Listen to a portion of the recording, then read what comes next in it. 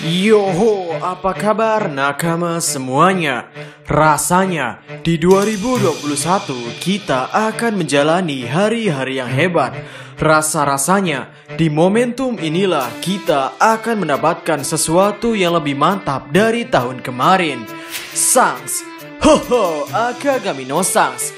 Pria ini tidak pernah luput dari gibahan para lovers. Dan kali ini kami mencoba untuk membicarakan tentang sosok Akagami no Sans, yakni mengenai apakah mungkin bahwa Sans adalah pemimpin dari dunia bawah. Sehingga selamat datang di Mega Teori Diskus OP. Tanpa basa-basi lagi, langsung saja mari kita mulai. Yakuza. Ketika kita membicarakan tentang Yakuza, pasti yang terbesit dalam benak kita adalah tentunya Yakuza ada di negeri Jepang. Yakuza adalah nama dari sindikat terorganisir di Jepang. Organisasi ini sering juga disebut sebagai mafia Jepang. Sejarah panjang Yakuza dimulai kira-kira pada tahun 1612 saat Shogun Tokugawa berkuasa dan menyingkirkan Shogun Kasai sebelumnya. Pergantian ini mengakibatkan kira-kira 500.000 orang samurai yang sebelumnya disebut sebagai Hamotoyako atau pelayan Shogun menjadi kehilangan tuan atau disebut sebagai kaum Ronin. Ya, itu sedikit informasi dasar tentang Yakuza. Lalu ada beberapa fakta menarik mengenai Yakuza yang lainnya. Di antaranya adalah Yakuza berperan juga dalam dunia politik. Dalam sejarah Yakuza, sejumlah pejabat tinggi dan politikus Jepang masuk dalam jaringan Yakuza. Misalnya Menteri Hukum Jepang Keisu Tanaka. Ia kemudian dipaksa mundur dari jabatannya pada tahun 2012 karena ketahuan menjadi jaringan Yakuza. Di bidang politik praktis, Yakuza ikut berkampanye dan menjadi penjaga keamanan saat pemilihan umum. Yakuza juga sanggup memberikan jaminan kepada para pemilih untuk memenangkan kandidat yang mereka jagokan. Lalu ada juga Yakuza yang termasuk ke dalam para kaum Bakuto atau penjudi, yang mana kaum Bakuto atau penjudi punya sejarah yang unik. Awalnya mereka disewa oleh Shogun untuk berjudi melawan para pegawai konstruksi dan irigasi. Tindakan ini dilakukan agar gaji para pegawai konstruksi dan irigasi habis di meja judi dan tenaga mereka bisa disewa dengan harga murah. Jenis judi yang biasa dilakukan adalah menggunakan kartu Hanafuda dengan sistem permainan mirip seperti blackjack. 3 kartu dibagikan dan bila angka kartu dijumlahkan, maka angka terakhir menunjukkan siapa pemenangnya. Di antara sekian banyak kartu sial, kartu berjumlah 20 adalah yang paling sering dijumpai oleh orang-orang karena berakhiran dengan angka 0. Salah satu konfigurasi kartu ini adalah kartu dengan nilai 8, 9, dan 3, yang mana dalam bahasa Jepang menjadi Yakuza, yang kemudian menjadi nama asal dari Yakuza. Dan dari kaum Bakuto ini juga muncul sebuah tradisi menandai diri dengan tato di sekujur badan yang disebut sebagai irezumi dan yubitsume sebagai potong jari sebagai bentuk penyesalan ataupun sebagai hukuman. Awalnya hukuman ini bersifat simbolik karena ruas atas jari kelingking yang dipotong membuat pemilik tangan menjadi lebih sulit memegang sebuah pedang. Hal ini menjadi simbol ketaatan terhadap pimpinan. Nah, sekarang mungkin ada banyak nakama yang bertanya-tanya, untuk apa kami menjabarkan informasi tentang Yakuza?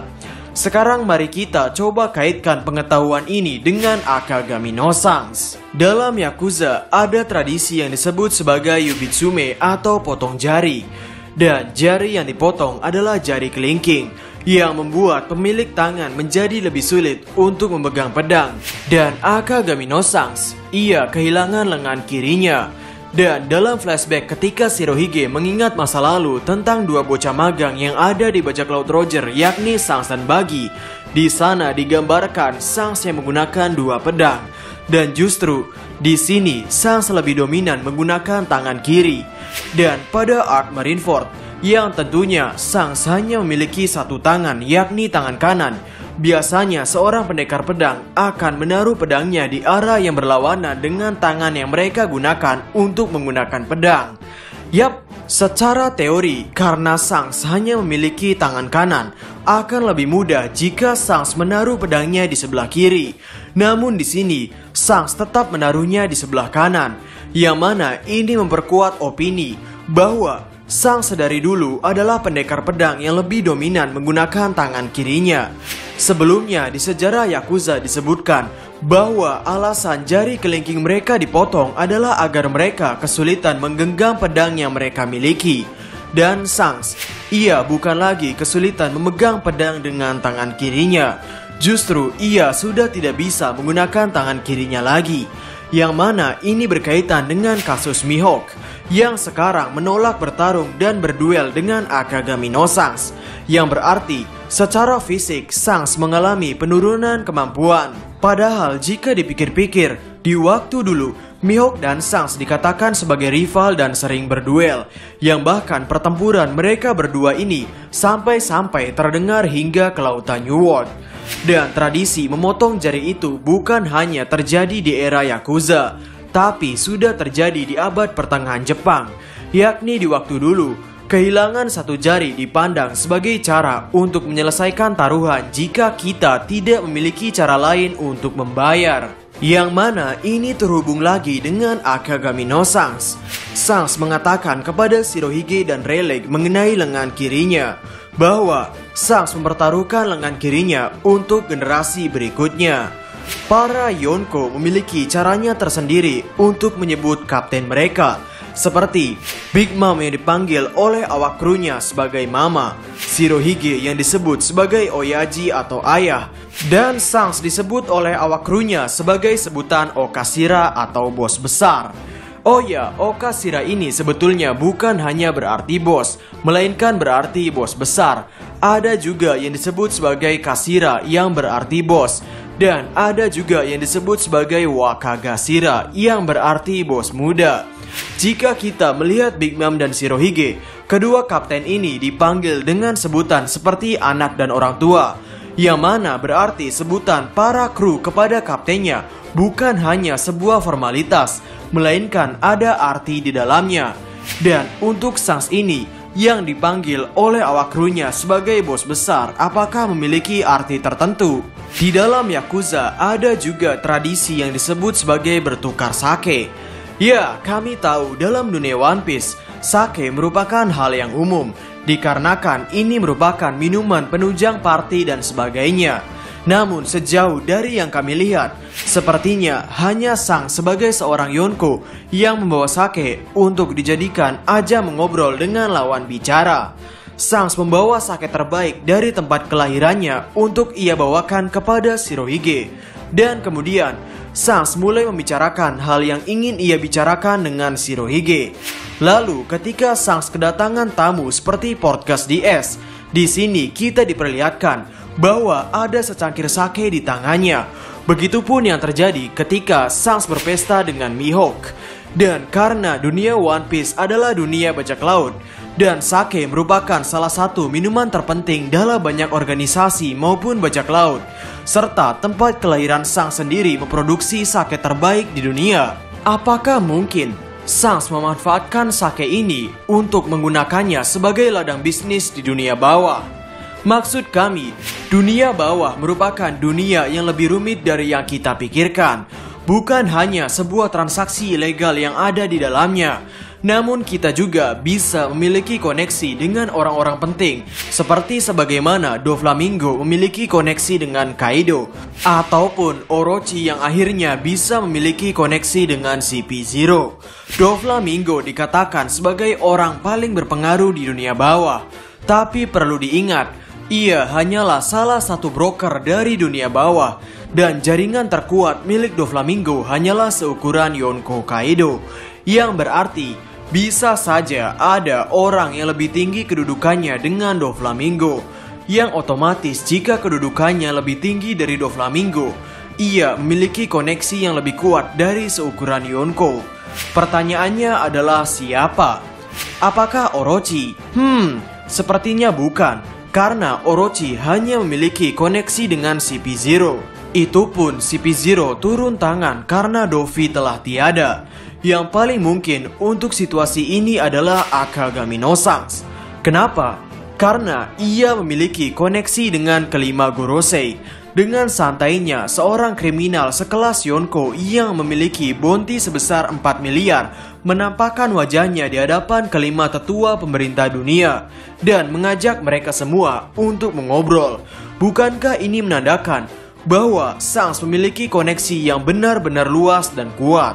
Akagami sendiri bisa ditulis dengan huruf seperti ini, yang mana ini memiliki arti rambut merah. Tapi jika Nakama menyebut Akagami dengan tulisan seperti ini, maka ini memiliki artian sebagai Dark God. Dan Sans sendiri dalam dunia One Piece dikenal sebagai Akagami no Sans. Ya mungkin jika Akagaminya bertuliskan seperti tadi, maka berarti Sans the Dark God.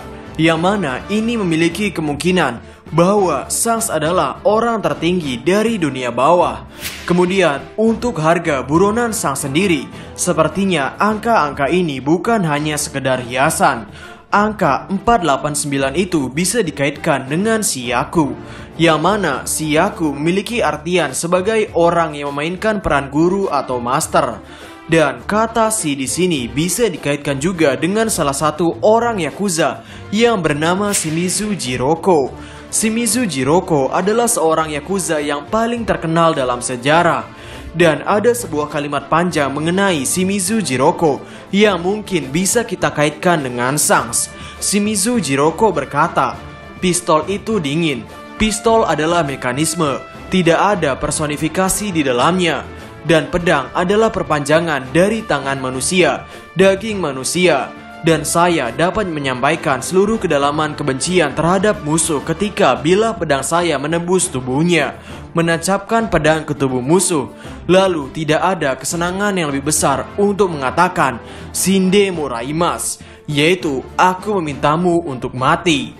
Dan Sans pada chapter pertama manga One Piece, ketika kepalanya ditodongkan sebuah pistol, Sans berkata, "Berbahaya loh menodongkan pistol, jangan pernah main-main dengan benda ini." Dan kemudian setelah Sans berkata seperti itu, Lakiro menembakkan senjatanya kepada seorang bandit gunung tersebut.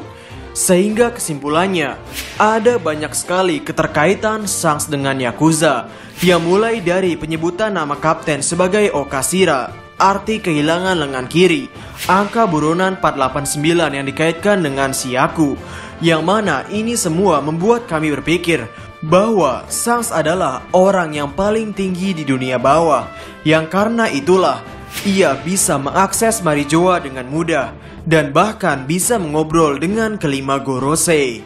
Sehingga bagaimana menurut nakama semuanya? Berikan komentar kalian atau berikan koreksi kalian semua atas teori kami tersebut di kolom komentar di bawah. Jadi, kami Diskus OP dan terima kasih banyak.